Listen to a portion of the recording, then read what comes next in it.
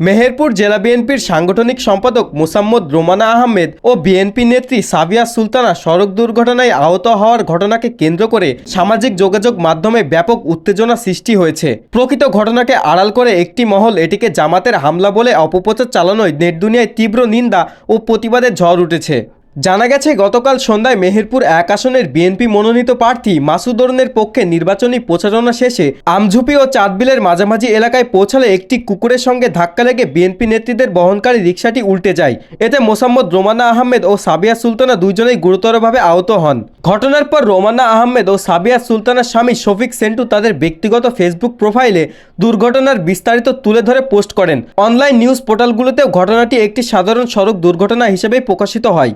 তবে এই নিছক দুর্ঘটনাকে রাজনৈতিক রূপ দেওয়ার চেষ্টা চালায় কিছু সামাজিক যোগাযোগ মাধ্যমের আইডি। কিছু ফেসবুক আইডি থেকে দাবি করা হয়, ধানের শীষের প্রচারণা শেষে ফেরার পথে জামাত শিবিরের হামলার শিকার হয়েছেন ওই দুই বিএনপি নেত্রী।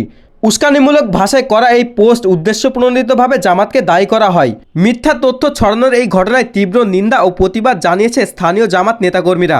নির্বাচনী পরিবেশে বিশৃঙ্খলা সৃষ্টি করতে এমন গুজব ছড়ানো স্পষ্টভাবে নির্বাচনী আচরণবিধি লঙ্ঘন। ভুয়া তথ্য ছড়িয়ে ধর্মীয় ও রাজনৈতিক বিভেদ সৃষ্টিকারীদের দ্রুত শনাক্ত করে আইনের আওতায় আনার জোর দাবি জানিয়েছেন স্থানীয় নেতাকর্মীরা। সাকিব হাসান রুদ্র, মেহেরপুর প্রতিদিন অনলাইন ডেস্ক।